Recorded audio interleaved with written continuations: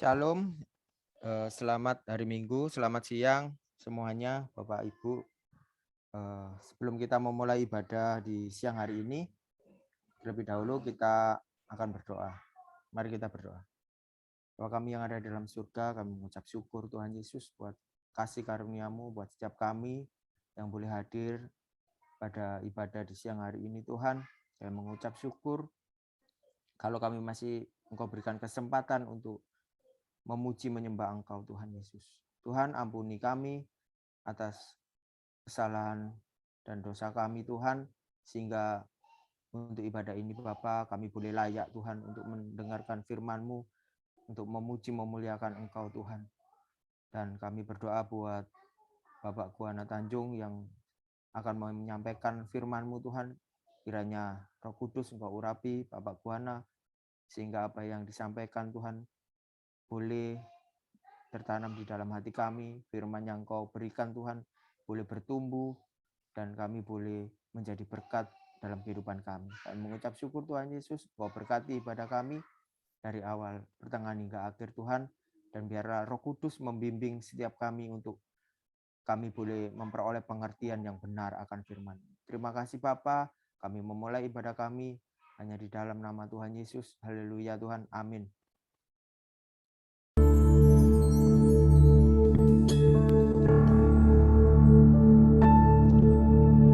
Roh-Mu yang hidup penuhiku, mengalir dalamku. Jiwaku tenang bersama-Mu dalam naungan-Mu. Ku buka hati untuk jamahan-Mu, berserah penuh di hadirat-Mu. Kau ambil alih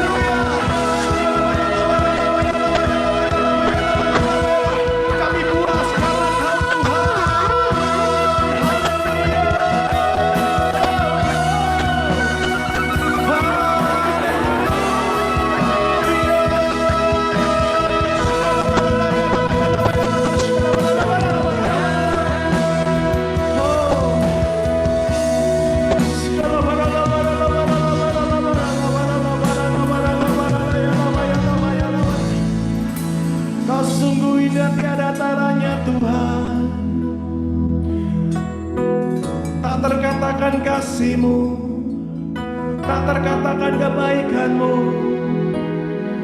Oh Yesusku, Kau sungguh baik. Haleluya.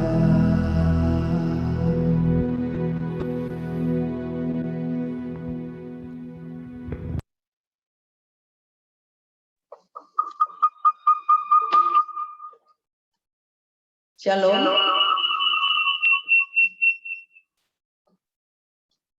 Shalom, selamat siang.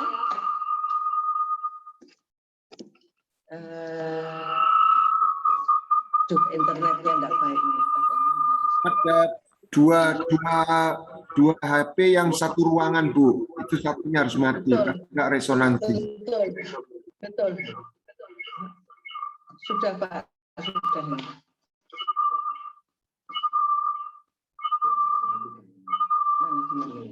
Oke, matiin. Sebentar ya.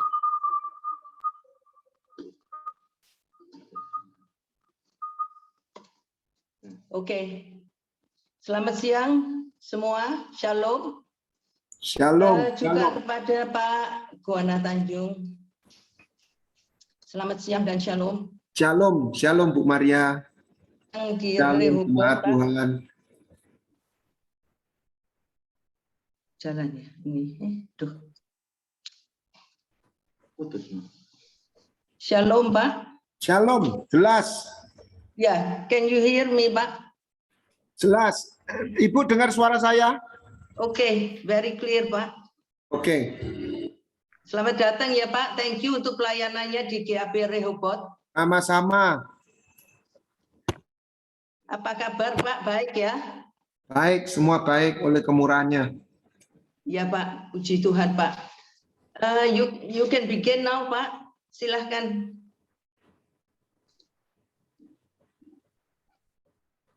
Putus lagi. Ya, Pak. Silahkan, Pak. Langsung, oke. Yes, doa firman dulu ya, Pak. Baik.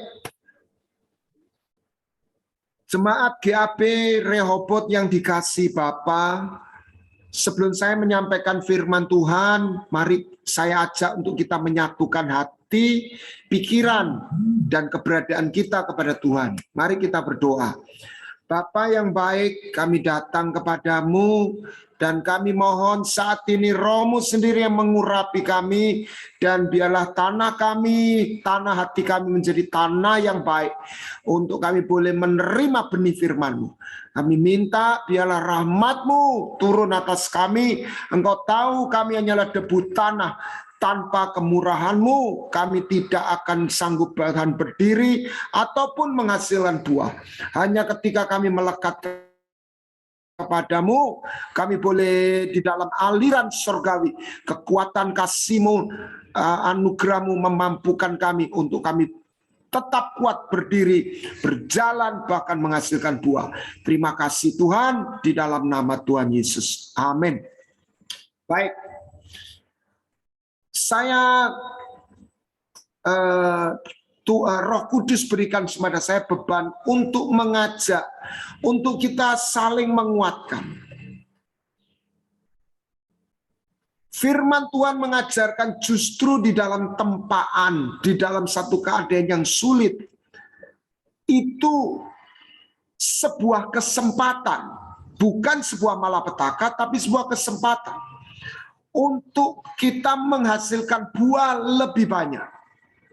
Karena di dalam satu tekanan, di dalam satu kesulitan, di situ akan dimurnikan. Nah, kalau kita lihat bagaimana cara orang di Timur Tengah menanam pohon kurma kononnya, saya sendiri nggak pernah lihat. Itu katanya ditumpuk batu. Sehingga dengan dia bijinya terus di atasnya dikasih batu. Sehingga waktu dia bertumbuh, mulai bertumbuh, dia tidak bertumbuh tanpa sebuah hambatan, tetapi ada batu yang di atasnya. Dan itu membuat dia mendorong dan simulasi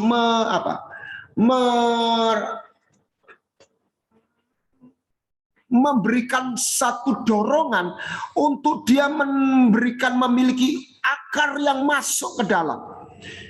Dan akar yang masuk itu memberikan satu kemampuan nanti untuk dia menemukan air jauh di bawah permukaan padang pasir yang kering. Karena di dalam padang pasir yang kering, ternyata di dalamnya ada sumber air. Tetapi pohon kurma itu harus punya cukup akar untuk mengambil air yang di dalamnya.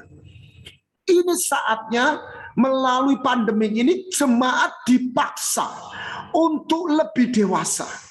Jemaat dipaksa tanda petik untuk tidak bergantung, bukan berarti kita keluar dari gereja lokal, tetapi belajar, dipaksa untuk mencari, mampu menemukan bagaimana akses dengan tempat surgawi, bagaimana berseru kepada Tuhan secara pribadi. Saya percaya Tuhan memakai manusia. Tuhan memberikan 5 jawatan gembala, rasul, nabi, guru, penginjil untuk melengkapi Efesus pasal 4. Tetapi pada ujungnya adalah membawa kita semua kepada pertumbuhan, kedewasaan. Kenapa? Hanya melalui kedewasaan kita mampu melewati itu. Hanya melalui kedewasaan kita qualified untuk menerima warisan yang Bapa sediakan. Hanya sebuah kedewasaan, kata Galatia, kita lepas dari di dalam satu pengaruh roh dunia. Nah, untuk itulah sebabnya Tuhan rindu kita bertumbuh dewasa. Dan Tuhan memakai segala sesuatu, termasuk pandemik ini. Yang menentukan bukan tekanan, bukan keadaan luar ini, kita jadi apa? Kalau kita jadi wortel, tekanan air panas itu hanya akan menghancurkan wortel. Tetapi kalau kita jadi telur, tekanan air panas itu akan membuat telur jadi keras. Tetapi kalau ketika kita jadi bubuk kopi yang sudah diproses, maka tekanan air panas itu hanya akan memicu bubuk kopi itu menghasilkan sebuah aroma. Aroma kopi yang harum itu keluar. Demikian pula, mari kita letakkan hati kita atau minta hati kita menjadi seperti bubuk kopi. Nah, apa yang ditunggu oleh Tuhan di dalam hidup kita semua, termasuk saya, adalah menghasilkan buah. Mari kita buka dalam Matius 21, ayat yang Matius 21 ayat yang ke-19 atau 18. Pada pagi hari dalam perjalanannya kembali ke kota, Yesus merasa lapar. 19, dekat jalan ia melihat pohon ara, lalu pergi di situ. Tetapi ia tidak mendapatkan apa-apa pada pohon itu, selain daun-daun saja. Katanya kepada pohon itu, engkau tidak akan berbuah lagi selama-lamanya. Dan seketika itu juga keringlah pohon ara itu. Jemaat yang Tuhan, yang dikasih Tuhan, saya melihat ada rangkaian pola dan ayat demi beberapa ayat, tidak hanya satu ayat, yang menunjukkan,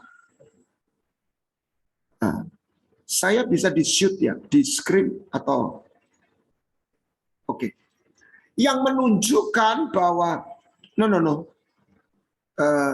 kembali, yang menunjukkan bahwa Tuhan itu menunggu.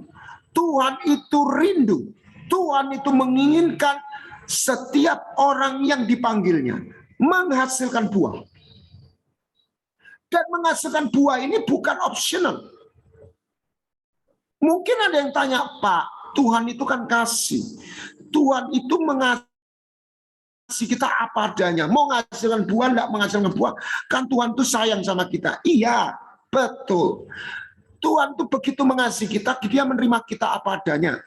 Tetapi ingat, Tuhan juga begitu mengasihi kita, dia tidak membiarkan kita apa adanya. Ini cinta yang sudah berkali-kali saya sampaikan, merindukan kita dewasa. Dan berbuah itu hanya terjadi ketika kita mulai akil balik. Kalau di wanita itu, kalau dia mulai jadi gadis, maka sel telurnya mulai keluar. Kalau pria, dia reproduksinya itu mulai beraktivitas, sehingga dia bisa menghasilkan keturunan. Kalau anak kecil nggak bisa punya kemampuan menghasilkan keturunan. Itulah tanda orang mulai dewasa, orang mulai akil balik. Nah, ketiadaan buah atau kemandulan itu sesuatu yang memalukan, selain sesuatu yang merugikan. Ketika kita menghasilkan buah, buah itu juga selain memuliakan nama Tuhan, buah itu juga memberikan berkat, dampak berkat buat kebaikan hidup kita. Karena semakin kita dewasa, semakin kita berbuah, semakin kita mampu semakin kita memiliki akses untuk kita mengambil apa yang Tuhan sediakan. Oleh sebab itu rindukan kita berbuah. Pakailah waktu pandemi ini, masa yang sukar, bukan untuk berita bertahan, bahkan bukan untuk membuat kita pasif, membuat kita ini hanya bagaimana syukur-syukur sudah nggak murtad. Tidak, justru sebaliknya, ini jadikan satu kesempatan. Saudara yang ngerti bahasa Mandarin, arti kata krisis itu adalah dangers, itu adalah threat dan opportunity. Adalah ancaman tapi sekaligus kesempatan. Nah, ketika hatimu seperti bubuk kopi, ketika hati kita seperti emas, bukan seperti jerami atau seperti batu, maka api yang panas atau air yang mendidih itu hanya membuat kebaikan buat bubuk kopi ini. Membuat kebaikan buat sang emas ini yang membuat api itu memurnikan dia. Nah, Anda dan saya bisa memilih kita mau jadi apa. Mungkin kita tidak mampu jadi emas, tapi kita memilih kita mau jadi wortel yang dikena air panas itu hancur, atau jadi apa? Jadi telur yang kena air panas itu jadi keras. Ini bayangan orang yang skeptis, orang yang patah hati, orang yang tawar hati, atau jadi seperti kopi itu. Mari kita minta, Tuhan, jadikan aku seperti emas, hatiku emas, seperti bubuk kopi itu. Sehingga semua tekanan itu, mungkin secara manusia saya sakit, saya menjerit, tapi jeritan saya itulah, tekanan itu hanya membawa saya makin tenggelam kepada Tuhan. Dan disitulah hadirat Tuhan dicurahkan.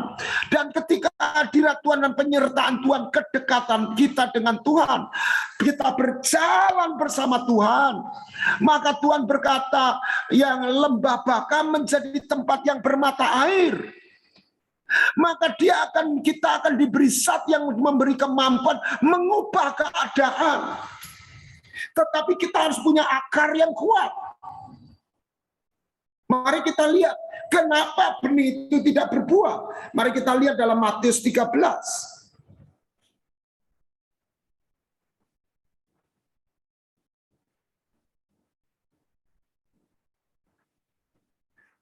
Matius 13 ayat yang 18. Karena itu dengarlah arti perumpamaan. Matius 13 ayat 18. Dengarlah arti perumpamaan penabur itu. Kepada setiap orang yang mendengar firman tentang kerajaan sorga, tidak mengerti, itu seperti orang yang di jalan. Ya, datanglah si jahat merampasnya, menaburkan, ditaburkan dalam hati itu. Orang itulah benih yang ditaburkan di pinggir jalan.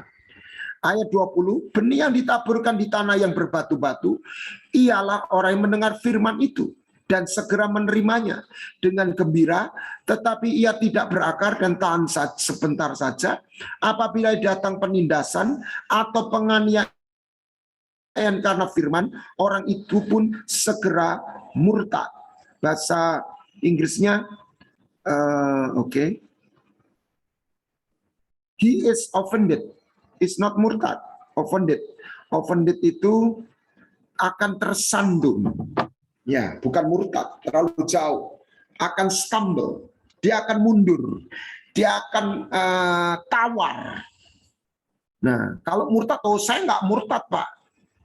Dia bukan murtad. Dia akan dormant, dia akan pasif, dia akan non-aktif. Nah, batu itu bicara di dalam. Batu itu nggak kelihatan. Apa itu? Salah satu adalah tadi itu keputusan, kepasifan, kemalasan. Lihat hamba 1 talenta itu nggak berbuah. Itu jangan bicara itu setan. Jangan menyalahkan setan.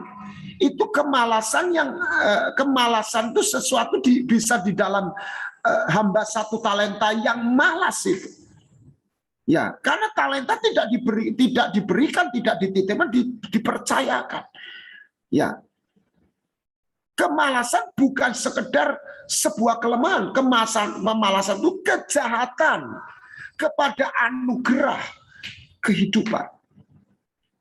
Kita perlu memandang kemalasan itu sesuatu yang serius. Kita perlu minta dicabut dari hati kita. Malas berdoa, malas baca firman, malas untuk mencari Tuhan. Kita minta Tuhan, kalau Tuhan tolong, silahkan Tuhan datang. Tuhan bilang, mintalah, carilah, ketoklah pintu. Ya. Stretching your spirit. Jangan menyerah. Jadilah pejuang. Di situ sebuah kesempatan ketika tekanan hidup, keadaan yang sulit mulai kita hadapi. Ya. Api tidak akan menghanguskan emas. Tugas pertama bukan kita bagaimana apinya padam, tapi bagaimana kita minta Roh Kudus mengurapi kita dan menyelimuti hati kita dengan emas.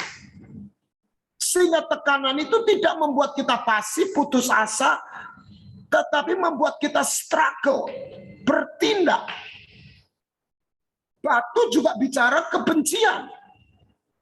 Nah, kebencian yang nggak bisa dilepaskan membuat kita memilih yang jahat. Ada satu cerita di Mahabharata bagaimana orang baik yang mati binasa namanya Karna, Adipati Karna. Kenapa? Karena dia menyimpan kebencian kepada Pandawa. Sehingga dia rela, dia tahu yang salah itu Kurawa, yang salah itu Duryodhana, tetapi dia tetap memilih yang jahat. Karena dia sakit hati dengan Arjuna, dengan Pandawa yang lain. Dan dia binasa. Padahal dia seorang kesatria. Batu itu apa? Salah satu ada di dalam hati manusia. Itu kebencian, kemarahan, iri hati. Kita mesti lepaskan. Banyak anak Tuhan tidak menerima apa yang disediakan Tuhan. Bukan karena Tuhan tidak menyediakan, tetapi dia gagal mengambil. Itu beda. Saya suka dengan khotbahnya Andrew Wommack. Kesembuhan itu bukan Tuhan beri atau tidak. Kesembuhan itu sudah diberikan Tuhan 2000 tahun yang lalu. Berarti yang lain juga sudah. Kalau kita doa, bagaimana kita punya akses masuk untuk mengambilnya? Bagaimana raja mengadakan pesta? Siapa yang boleh masuk? Orang yang memiliki jubah. Kalau dia nggak masuk, dia nggak bisa makan. Dia nggak pernah menikmati hidangan. Nah, dengan batu-batu di dalam tanah itu, maka nutrisi itu nggak punya tempat. Tanah itu nggak punya tempat. Sehingga tanaman benih itu tidak menemukan zat nutrisi untuk dia tumbuh. Makanya dia kering. Nah, tanah itu tersingkir oleh batu-batu. Nah, apabila batu itu dicabut, maka tanah itu jadi tanah yang subur. Pastikan tanah hati kita subur. Waktu terus berjalan. Rindukan kita menghasilkan buah. Kita tidak dipanggil hanya bertahan. Justru tekanan ini membuat kita menjerit seperti Hana. Berkali-kali saya sampaikan. Justru kesempatan mendapat Samuel. Mari kita pakai keadaan yang tidak mudah ini. Baru-baru ini saya mengadakan pertemuan. Ada pertemuan di Sutos. Dan saya kaget, itu jam berapa ya? Jam 3 siang. Tempat yang biasanya rame, penuh orang, sepi, dan outlet-outlet itu tutup. Saya bilang, aduh Tuhan, ini PPKM sudah reda, tetapi sebagian outlet itu sudah keburu bangkrut. Iman bukan meniadakan realita, bukan. Kita tahu realita yang ada. Raja Hizkia tahu Raja Asyur itu nggak bisa dilawan, lebih kuat dari dia. Tapi dia berseru kepada Tuhan. Dia tunjukkan ancaman itu di hadapan Tuhan, suratnya ini. Dan intervensi surga itu mengubah. Justru di situ dia melihat mujizat. Kita hari ini butuh mujizat. Hidup kita. Pakailah kesempatan untuk kita menyediakan diri kita supaya mujizat intervensi itu terjadi. Saya sangat percaya hari-hari ini justru jemaat yang hatinya diselimuti emas, dia akan mengalami kemajuan yang lebih cepat di tengah pandemik ini secara rohani. Sementara yang lain menjadi lemes, sementara yang lain menjadi tawar. Ketika rohaninya didasarkan oleh acara. Nah, GAP Rehobot, Anda tidak membangun hidup rohanimu dengan acara, kan gitu.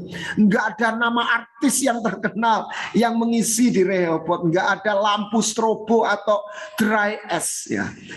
Tapi di situ justru di situ waktu pandemik semua acara-acara yang dikemas model begitu nggak bisa diadakan lagi. Justru di situ kita dibawa satu iman yang esensi, lebih esensi maksud saya. Nah, mari kita izinkan Tuhan membuang batu-batu itu, sehingga kita menjadi tanah yang subur. Dan ketika tanah hati kita subur, Tuhan itu menanti-nantikan saatnya, kata firman-Nya, untuk menyatakan kebaikannya kepada Sion. Masalahnya seringkali bukan Tuhan tidak kasih, kita ini yang nggak siap. Tanah kita penuh batu, saudara. Mari kita izinkan Tuhan mencabut. Kita minta Tuhan mencabut batu itu, sehingga tanah kita subur. Seringkali hati kita dipenuhi ketakutan. Iman dan ketakutan itu dua hal yang bertentangan. Ketika roh iman itu masuk, Anda nggak bisa takut. Ketika roh iman itu hilang, maka Anda mau nggak mau takut. Apalagi dengan keadaan yang seperti ini. Terlalu banyak pikiran yang logis. Kalau kita pikir, itu mengkhawatirkan. Loh, Bapak enak hidupnya. Oh, siapa bilang? Saya pun menghadapi tantangan. Tapi saya memilih. Bapak nggak pernah takut. Oh, saya juga sebagai manusia bisa takut dan sangat bisa. Tapi saya mau memilih. Itu istilahnya. Memilih untuk memilih tidak takut.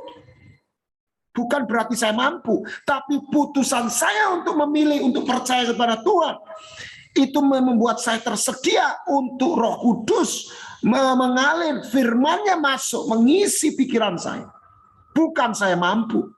Pilihan pertama di tangan kita. Aku nggak mau hatiku penuh batu. Sebelum orang mengampuni, dia harus memutuskan, aku mau mengampuni. Sebelum dia mengampuni. Tuhan nggak tanya kamu bisa atau tidak. Aku mau. Tuhan ambil batu itu dalam hatiku. Supaya aku jadi tanah yang baik. Sungguh ketika tanahmu baik, tanah hati kita baik, hadirat kemurahan Tuhan itu mengalir di tengah-tengah padang gurun yang harus kita lewati. Justru di situ kita akan istilahnya nikmat hadiratnya, penyertaannya, surprise. Bagaimana pertolongan Tuhan ketika kita sudah kepepet. Bagaimana tangan Tuhan, mungkin kita bisa jengking, kita bisa berlutut, kita bisa nangis. Aduh Tuhan, terima kasih Kau tolong aku. Di situ kita melihat intervensi Tuhan terjadi. Percayalah, ribuan jutaan orang datang ke kayu salib itu, ke salib Kristus. Masih ada jatah, belum habis jatahnya buat Anda dan saya. Selalu tersedia, percayalah. Yang dia butuhkan iman. Iman. Ya. Makanya waktu dia menengking pohon ara itu, kalau engkau percaya engkau bisa pindahkan gunung katanya. Nah, yang berikutnya adalah tanah yang penuh semak belukar. Yang tadi hambatan di dalam, yang semak belukar, ayat yang 22, dan yang ditaburkan di tengah semak duri ialah orang yang mendengarkan firman Tuhan itu, lalu kekhawatiran dunia ini dan tipu daya kekayaan menghimpit firman itu sehingga tidak berbuah. Nah, yang tadi hambatannya dari luar, yang sekarang hambatannya dari dalam. Kebalik, yang tadi dari luar, yang tadi dari dalam, sekarang dari luar. Ya. Jadi istilahnya kalau tanah yang berbatu dicabut, maka tanah itu jadi subur. Kalau tanah yang bersemak belukar itu dibersihkan semak durinya, maka sebetulnya tanah itu menjadi tanah yang baik, seperti tanah yang keempat. Nah, bagaimana batu dan semak duri ini yang dalam hidup kita itu harus dicabut. Yang pertama adalah kekhawatiran dunia. Ya, tentu saja keadaan-keadaan seperti ini. Lalu orang ketidakpedulian orang satu sama lain. Akhir zaman kasih orang akan menjadi dingin dan menjadi tawar. Karena banyak pengkhianatan, banyak kedurhakaan, banyak kemunafikan. Maka kita berkata, ngapain jadi orang baik-baik? Ngapain kita jujur? Ngapain kita bertahan memikul kuk kebenaran? Untuk apa? Saya lihat orang jahat juga beruntung, Pak. Percayalah, yang bergumul seperti itu bukan Anda saja. Pemazmur juga melihat dan bergumul. Lihat orang fasik, mereka subur, mereka bertambah gemuk. Tetapi Mazmur itu dilanjutkan, tetapi saya nggak ingat persis kata-kata, tetapi pandanganku, hatiku atau pikiranku diubah ketika aku dibawa pada kekekalan. Mereka akan menuju kebinasaan. Mereka terhilang, mereka binasa. Hari ini kematian-kematian itu tidak memandang strata ekonomi. Itu mengajarkan satu khotbah yang begitu kuat. Saya tidak katakan orang yang meninggal karena COVID itu orang fasik. Tidak. Tetapi inilah penghakiman Tuhan yang berlaku. Pedang itu bisa mengenai orang fasik maupun orang benar. Ini ada di ayat firman Tuhan. Kita lihat sebentar supaya Anda nggak salah ngerti. Yeskel 21 ayat 3. Yeskel 21 ayat 3. Katakan kepada tanah Israel, beginilah firman Tuhan, lihat aku akan menjadi lawanmu dan akan mencabut pedangku dan sarungnya dan melenyapkan dari tengah-tengahmu orang benar dan orang fasik.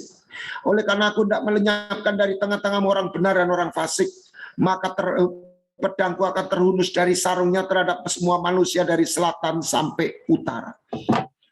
Ketika penghakiman, Anda juga akan melihat ada orang benar yang terkena. Tetapi Tuhan sudah menjamin keselamatannya. Jangan takut, jangan tawar hati. Saya misalnya ada satu penglihat, itu sebut aja Daud Tony, Pak Daud Tony. Dia melihat, hati-hati. Pedangnya sudah terhunus ini malaikat. Beliau tidak jelaskan malaikat Tuhan atau malaikat maut, malaikat setan. Tetapi yang jelas pedang sudah terhunus. Dari Jawa sampai Bali. Saya ditanya sama jemaat saya, ini gimana Pak?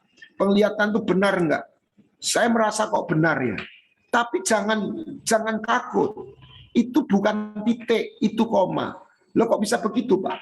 Gereja Tuhan justru itulah tugasnya berdoa syafaat. Ketika doa syafaat orang benar, para imam, pedang itu Tuhan bisa perintahkan untuk tersarung. Saya nggak tahu kebetulan atau tidak. Mari kita bersyafaat.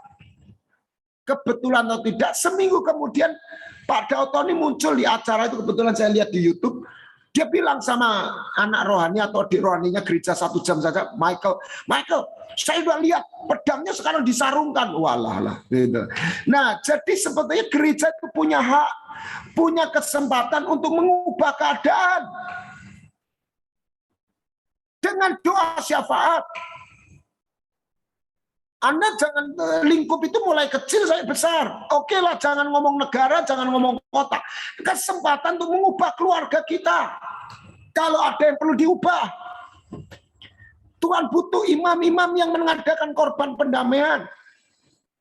Nah, jadi dua dunia itu dua. Satu kekhawatiran, sifatnya negatif, tawar hati, bikin orang tawar hati, kekecewaan, dikecewakan, ya. Dunia semakin tidak adil, gitu ya. Tetapi yang kedua adalah tipu daya kekayaan. Hari ini berhala yang kuat di akhir zaman itu bukan hanya berhala yang supranatural atau apa. Berhala yang salah satu kuat adalah uang. Uang menjadi dewa di akhir zaman ini. Karena bahkan peperangan antar negara itu kalau mengerucut semua isu agama, ideologi kelompok itu hanya kamuflase. Ujungnya apa? Perebutan sumber daya, perebutan uang. Lukas 16:14. Hari ini kita semua butuh uang, tapi kita minta semak belukar. Kita tidak jadikan uang itu berhala. Saya kadang-kadang di tengah-tengah keadaan yang saya mengalami satu tekanan atau kesulitan, Tuhan hadirkan orang yang butuh pertolongan. Orang yang lebih membutuhkan. Dan di situ saya harus belajar, di situ sebuah kesempatan. Saya belajar tidak memberhalakan uang. Ya, ini latihan-latihan yang baik untuk kita, yang membuat kita akan mengalami percepatan. Coba ditayangkan tadi Lukas berapa itu 16. Ya, semuanya itu didengar oleh orang-orang Farisi, hamba-hamba uang itu. Saudara, Alkitab ini terlalu jujur. Yang bisa jadi hamba uang bukan hanya bisnismen, bukan hanya preman. Orang ahli-ahli Taurat yang hari ini disebut rohaniwan. Menjadi hamba uang tidak pandang profesi, sebagaimana hari ini COVID, tidak pandang strata ekonomi, mau kaya mau miskin, semua ada yang selamat, ada yang hidup, ada yang mati.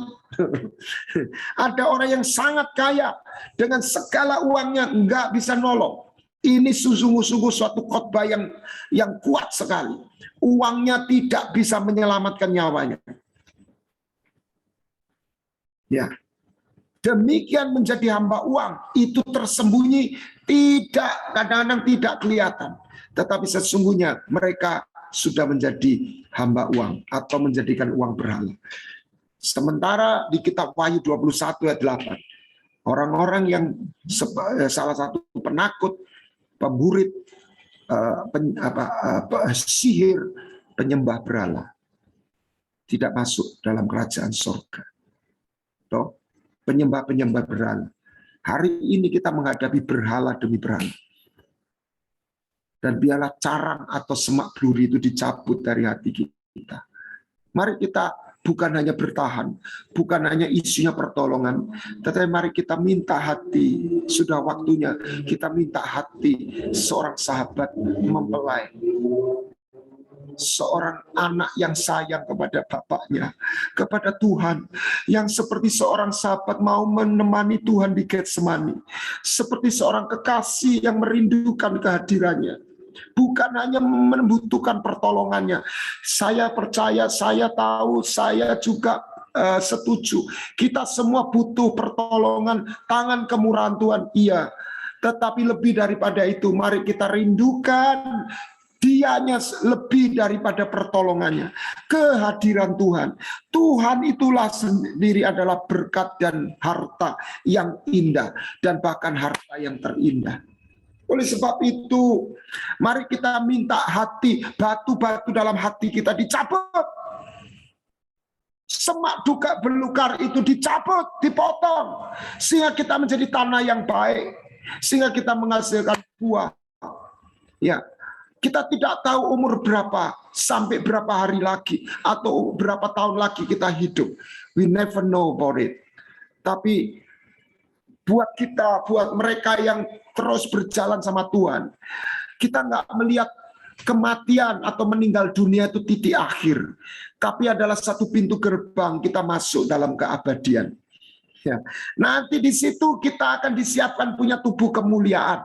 Di situ kita akan melihat tidak tua lagi, tidak pernah tua, bukan tidak tua lagi, tidak pernah tua, hidup selama-lamanya. Tetapi bukan kita menunggu dengan nelongso, dengan putus asa, tidak. Kita menantikan dengan penuh gairah. Kita berjalan makin lama makin kuat. Orang yang menanti-nantikan Tuhan jadi kuat. Saya berkata begini bukan karena saya kuat, tetapi saya mempercaya akan keintervensi Tuhan atas hidup orang yang mengasihi Dia. Ini saatnya kesempatan bangkit jemaat Rehobot, GAB Rehobot. Ini kesempatan Anda akan muncul seperti emas. Jangan sia-siakan. Kita beribadah bukan untuk bertahan. Kita justru di sini kita dipaksa, dipicu untuk mempercepat pertumbuhan rohani kita, untuk mengalami, melihat intervensi keajaiban kasih setia Tuhan di tengah-tengah kesulitan yang harus kita hadapi. Mari izinkan api Tuhan menyala, dan api itu tidak pernah kita simpan sendiri untuk kita bagikan. Kasih itu bukan untuk kita simpan sendiri, untuk kita teruskan kepada orang lain. Percayalah, selalu ada orang yang di dekat Anda. Anda nggak diminta untuk menolong orang di Afghanistan, di Kutub Selatan Utara. Ada orang-orang yang dihadirkan. Satu jemaat, mungkin tetangga, family, siapapun. Dan Roh Kudus berbicara dalam hatimu. Itu bagianmu untuk engkau menolong dan menabur di tempat itu. Termasuk untuk di tempat gereja lokal, di mana Anda digabung. Itu satu ujian untuk kesetiaan kita terus. Nah, makanya Tuhan bilang banyak orang baik menyebut dirinya orang baik. Orang setia siapa yang mendapatkannya? Setia dengan iman itu dua hal yang sama. Kata setia adalah faithful. Kalau kita disebut orang beriman, itu adalah orang yang setia. Dan orang yang setia, dia akan menghasilkan buah-buah kehidupan. Baik, izinkan Tuhan menjamah hidupmu, hatimu. Siang hari ini, mari saya ajak kita berkontemplasi sebentar.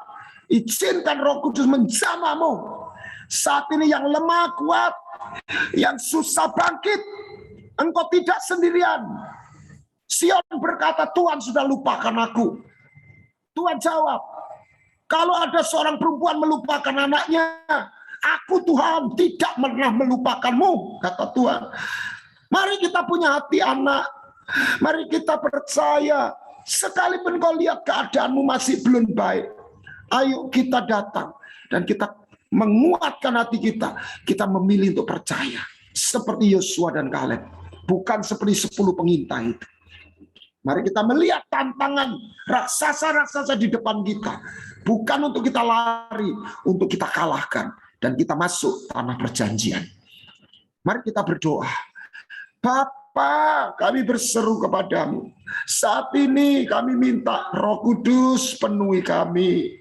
Oh Ramasaka Robotoko Ramasekeredeko Patakapa ya Sakapa. Saat ini alirkan kuasa kasih-Mu. Anak-anak-Mu yang membutuhkan injeksi iman, biarlah Kau alirkan roh iman kepada mereka, sehingga mereka tidak lemah. Kami tidak lemah, kami tidak putus asa. Bahkan kami tidak hanya bertahan, kami bertumbuh, kami bergerak. Kami menjadi tangan yang terulur. Kami menjadi gereja yang bertumbuh kuat, menyala. Penyembahan itu kami naikkan di hadapan-Mu. Oh Yesua Masya Adonai, nama-Mu ajaib. Engkau bukan cerita, Engkau ada setia. Intervensi-Mu terjadi pada setiap anak-Mu Tuhan. Saat ini, pagi, siang hari ini, dalam nama Yesus Engkau cabut semua batu-batu. Engkau cabut dalam nama Yesus Masya Adonai. Engkau kami potong semua semak belukar, jadikan kami tanah yang subur, yang menghasilkan buah-buah 30, 60, dan 100 kali ganda. Sehingga namamu dipermuliakan, dan kami boleh layak untuk masuk dalam kerajaan-Mu.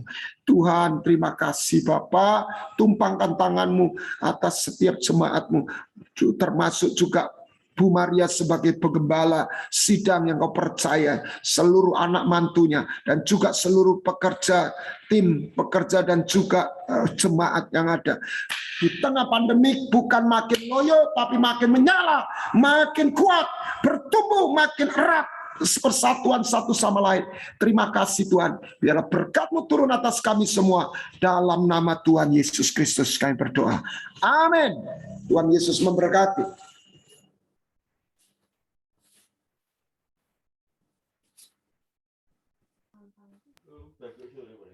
Kami mewakili pengurus dan jemaat dari GAP Rehoboth Surabaya mengucapkan terima kasih buat pelayanan dan firman Tuhan dari Bapak Kuana Tanjung.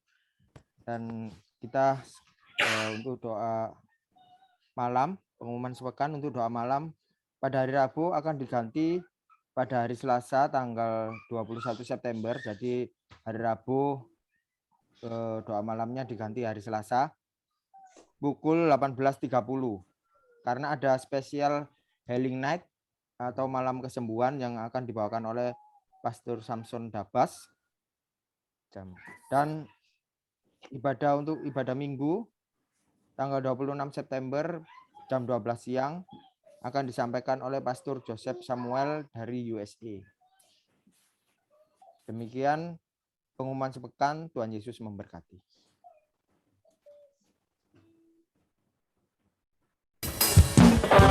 Hatiku percaya pada Tuhan.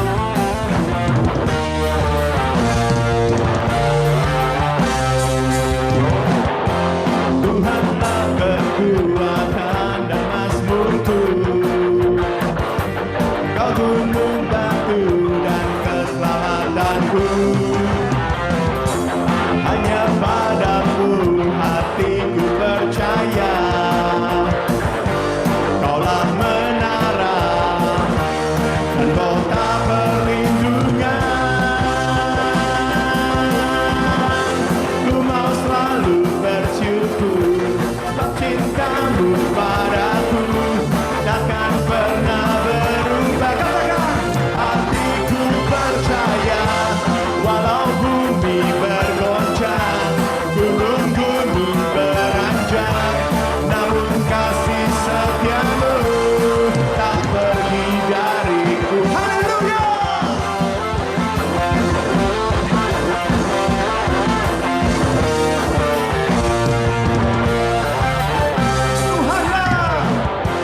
Tuhanlah kekuatan dan mazmurku. Dia gunung batu, Dia gunung batu dan keselamatanku. Hanya padamu hatiku percaya. Kaulah menara dan kota perlindungan. Yesus luar biasa. Ku mau selalu bersyukur sebab cinta-Mu padaku takkan pernah berubah. Katakan, hatiku percaya walau bumi bergoncang, gunung-gunung beranjak, namun kasih setia-Mu tak pergi dariku.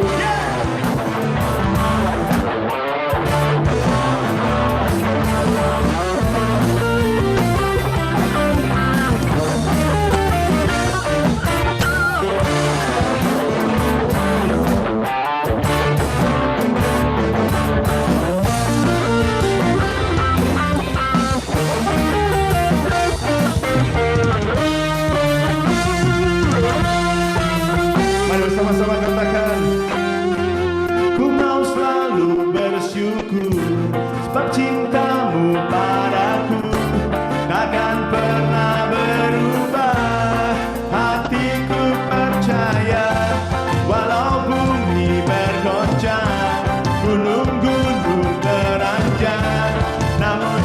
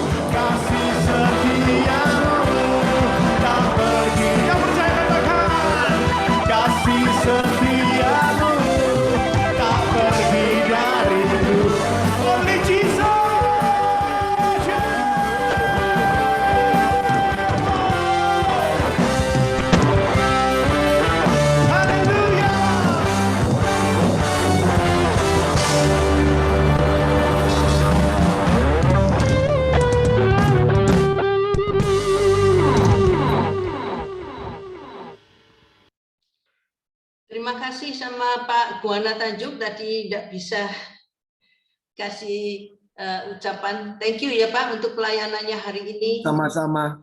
Ya Pak, firman-Nya sangat memberkati. Memang saat-saat ini yang penting adalah hati Pak. Ya. Hati yang menjadi taruhan dalam hidup kita saat ini. Hati dan doa, betul sekali.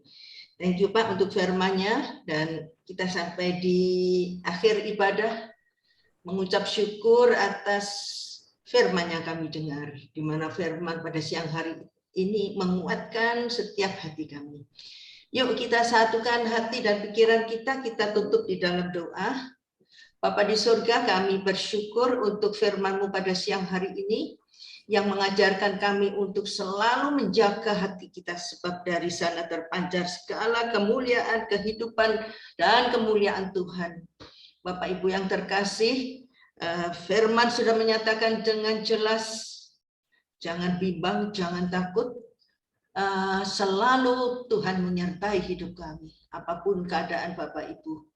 Jaga hati kita, hilangkan segala batu-batu, semak belukar, apapun isinya, agar kita selalu bisa fokus ke depan dan melihat kemuliaan Tuhan.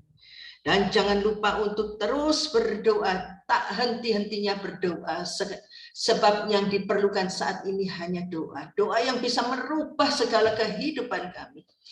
Doa dengan uang masih menang doa. Saat ini uang bukan apa-apa, walaupun kita perlu untuk uang. Jangan menjadikan uang berhala di dalam kehidupan kami.